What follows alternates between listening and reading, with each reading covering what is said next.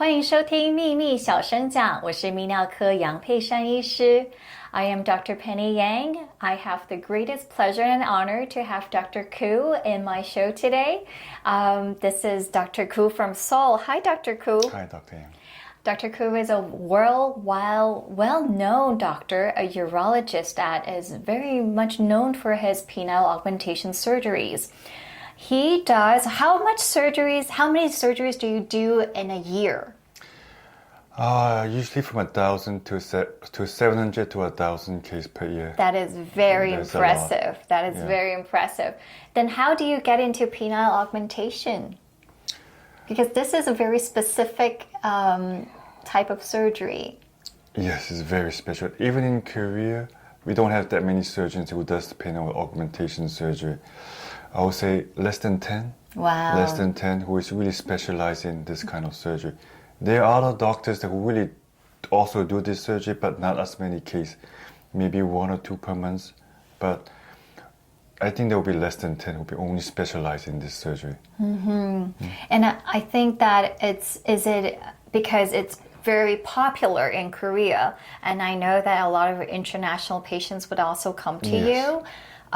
In Korea, is it like a cultural thing, or is it just as popular as doing a blepharoplasty? Yes, it's the same thing as a breast augmentation. Wow. Why is it in Korea that it's so popular? I would say it's because Korean people are more open to the surgery. They don't really fear doing the surgery. Mm-hmm. They feel more comfortable with it. They will say, if I just spend an hour in the surgery and they can improve themselves within an hour, they're willing to take that risk. I think the appearance of the penis, it really boosts their confidence, do they? Yes, they do. Do they care more about the function or the both? Of course, both. If you can Yes. have both, you want to have both. And do you think that patients have unrealistic expectations, or did you ever have patients who asked you to do the impossible? Yes, in my early case, yes. But as I get more experience with the patient, I will tell them the limit of the expectation. If they can't agree with this expectation, I won't do the surgery for them. So what is the limit? You can't be too greedy. It's not too thick. Yes. I would say I can just add a little bit of seasoning what God gave you. Okay, not too much. I like that. A little seasoning of what God can give you. Yeah.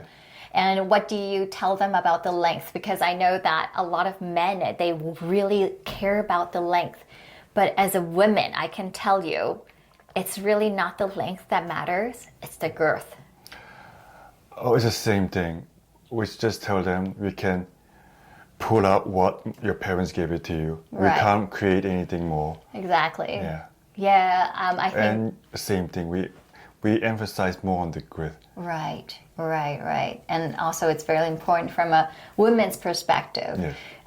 Do most patients, do they come alone or do they come with partners? Oh, that's really a good question. Because before, like 4 to 5 years ago, they would come alone. Right. And before that, when they come, they would wear a mask or hat. Oh, they try to disguise themselves. And now, they usually come with their parents or they come with their girlfriend. Oh, nice. They're more open. That's good. That's good. Did they ever ask you, like, if I do it, will my partner find out, or? Yes, for the younger patient. For the younger patient. And for the older patient, they don't really care. Did you ever have to say no to a patient? Yes. What kind of patient would you say no to? Like for poor general condition, like uncontrolled blood sugar, or they just finished pharmacologic surgery, they need to take warfarin or anticoagulant, then I'll ask them to delay the surgery. Because I always tell them this surgery is just a cosmetic surgery. It's not a life-threatening. Of course. So safety is first. Of course. What about the patients who are too obese? Is there a limit to their weight and their body figure that you would? No. As long as the general condition is good and the blood sugar is under control, the obesity is not such a big problem. I see. Then do you ever have to Because you've done so many cases, is there any still thing that you are still afraid of in doing this surgery? Any complications that your worst nightmare? What's your worst nightmare? Will be skin necrosis. So what I always check before the surgery will be blood glucose or an hemoglobin A1C. Of course. Just to make sure they are blood clot, because some of the patients didn't even know they have diabetes. Oh yeah. And when you do a blood test, they come out over 400. So in those cases, I would just refer them to the internal medicine. So for well-controlled diabetes, would you do them? Yeah. But you will have to inform them they're at high risk, right? No, if their blood sugar is under control, I won't tell them they're at high risk. I see. Did you ever have patients asking you to have different shapes or different? Do they want a certain? Yes. Really? Yes. What kind of do you like the Christmas tree or snowman? Some of my patients ask them to make like a lollipop. Lollipop. Yeah. They want a really big head. Yes. And some patients want like Cheetos. Cheetos. Bumpy. Yeah. How do you make them bumpy? I will use the Megafil, the Right. dermal powder. And sometimes the wife will ask for specific Shape. Yes. But generally, you have like a, because I've seen Dr. Koo work, and his penis, not his penis, his work, his work is beautiful. And whenever it's done, it's like a whole, it's an advanced version. It's like it's a evolved version of the previous penis. It's really pretty. Thank you. And so you decide what the ratio is, right? How the gland look like, and how the. As I told you before, I just do seasoning what the God gave. So I'll tell them the limitation, and I always tell my consultant and my nurse is this surgery is patient oriented, not a doctor oriented surgery. Oh, that's really important. So I'll try to meet the patient's demand as much as possible. So if the patient wants a specific shape of the penis, I'll try to fulfill his demand. I'm not see. sure. Wow, that is, wow. It's just like cosmetic. There's no answer to a surgery. Right. What the patient wants is what the true answer is. Right. It's very subjective. Yeah. It's very subjective. Wow.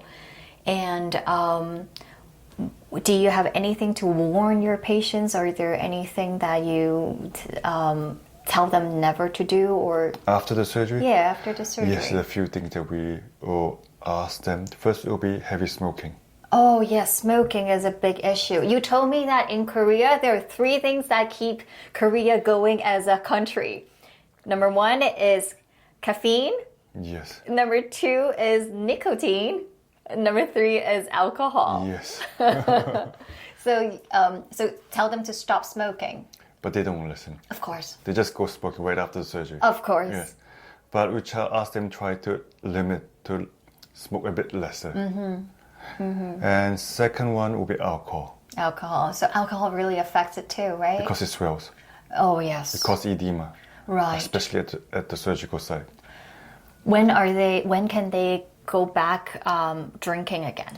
Usually 3 to 4 weeks later, when there's no more swelling. Right. And smoking never, right? Throw that thing out the window. Yes, theoretically, but it doesn't happen. And the third one will be prevent having sexual relationship for the first 3 to 4 weeks. Did you ever have patients who just can't wait? A lot, especially for the younger patient. What happened to their wound?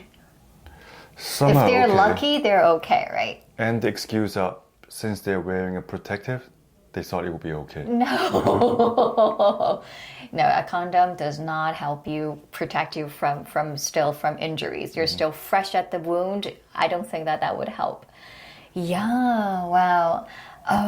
So we just opened up a little leaf on how much Dr. Koo knows about this surgery. But I think it gives a good introduction to people who are interested in this topic. And if anyone has any further questions, I'm sure Dr. Koo will be very happy to answer all of it.